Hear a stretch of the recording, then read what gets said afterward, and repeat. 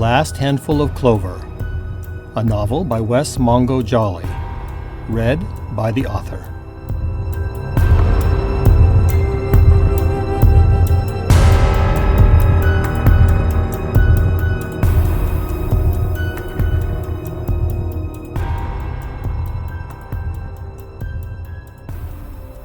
Chapter 7, The Long Night.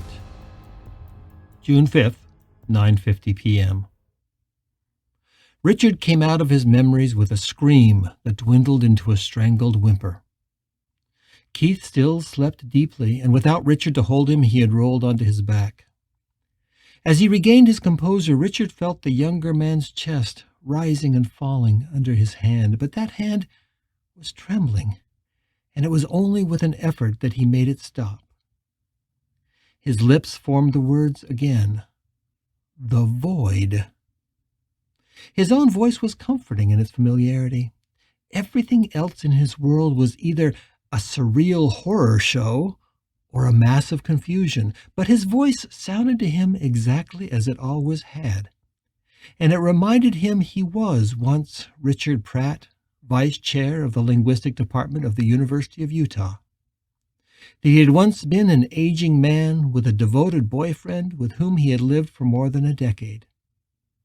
His voice was a tiny reminder that, for everything he had lost, he was still himself. The trembling slowed, then stopped, and as it did, a kind of steely and analytical frame slipped over Richard's mind. It was the same frame that had served him so well throughout his academic career. With any luck, he hoped, it would help him through this, whatever this was. So, what happens now? Is this it?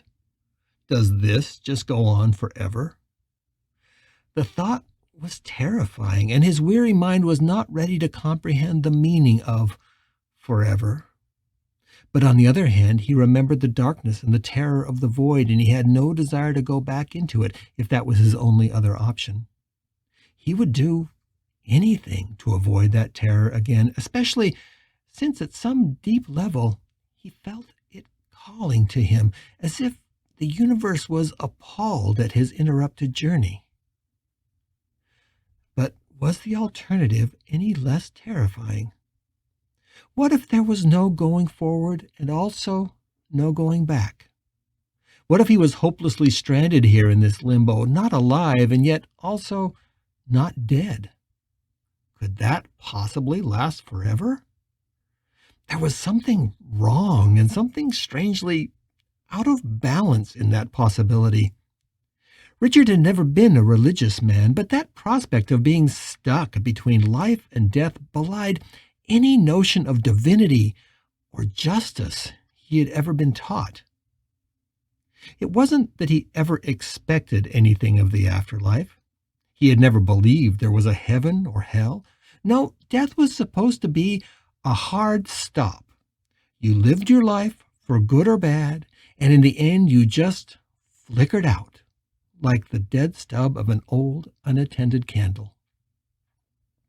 He startled himself. There was a memory there, and he excavated it. He and Keith were lying in this very bed on a late night, perhaps 3 years ago. It was after returning from the funeral of a friend.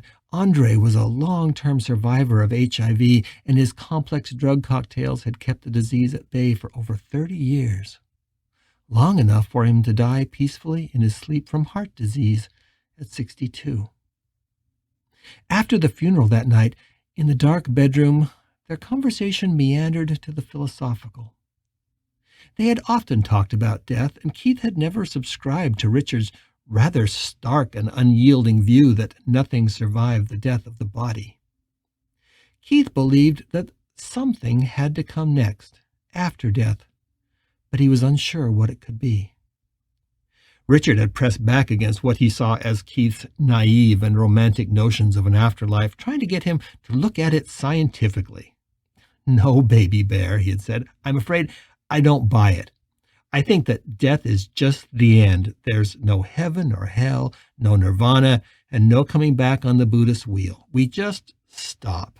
It's like a crystal of salt dissolving back into the ocean. The ocean may birth other crystals, but once one dissolves, that one is gone forever. So we'd better grab everything we can in this life while we have it. He'd punctuated that comment by wrapping his hand around Keith's balls and giving them a playful tug. Keith just smiled in a way that Richard had thought was a bit condescending, but he had kissed Richard in the dark of their bedroom and then folded himself into his lover's arms. He remembered feeling Keith's soft body against his own, the passion growing between them as it so often did, especially in times of trial or uncertainty. Making love was always the best antidote to fear of the unknown. In the throes of passion, neither of them wasted their time with thoughts of death. When you had the living and breathing body of someone you loved against you and inside you, it truly felt like life could go on forever. Hanging that ornament of memory on the line, he thought how naive he had been. He had expected that death would be nothing other than emptiness and non-existence, but now he had an almost physical sense of death that was far worse than just emptiness. This new death was full of terror and loss and unendurable existential pain. It was the void gleefully ripping your soul apart forever. It was watching as everything you loved was stripped away, every memory, every sense of yourself, and eventually even the part that witnessed and suffered. And then this, whatever this was, this strange in-between world where your loss is even more acute because everything you lost manifests before your eyes in the faces of the people you loved and in recovered memories so sharp they sliced to the bone. The terror was that there never again would be a going forward. Wasn't that, in its own way, even more terrifying than the emptiness of the void? He looked at the clock on Keith's nightstand. It was only just after 10 p.m. Eternity spun out in front of him like an endless dream, and it all played out in his mind, watching Keith age. Perhaps watching him fall in love again. Or worse, seeing him so damaged that he never could.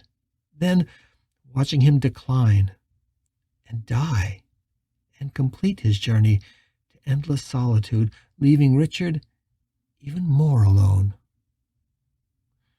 10 p.m. It was hard to be precise, but he figured he had only been back a little more than an hour. On the suburban street, he heard someone laughing, and then the sound of a dog barking even further away. Hearing a noise in the hall behind him, Richard looked over his shoulder and saw that Michelle was there in the doorway. He watched her, watching Keith, and saw the tears in her eyes. Michelle had always loved Keith, perhaps been in love with him as much as with her own husband. Looking at her now, he felt both grateful and jealous in equal measures. He was not yet ready to give up as Keith's primary protector and guardian. It had been his job for too long, but for now, he was glad she was there. Before he could resolve that conflict in his mind, Michelle tiptoed downstairs. A few minutes later, he heard the click of the door as she let herself out. He was alone in the house with his sleeping lover, his mind still full of questions with no answers. Despite the hardness of the covers and the discomfort it caused, Richard stayed next to Keith, atop the blankets, one arm draped over him. They lay face to face, almost nose to nose. From time to time he would kiss those cold, stone lips, willing this nightmare to be over, willing Keith to open his eyes and smile at him with that warmth that always melted his heart. Keith did not stir. The clock ticked away the next minutes of his new eternity.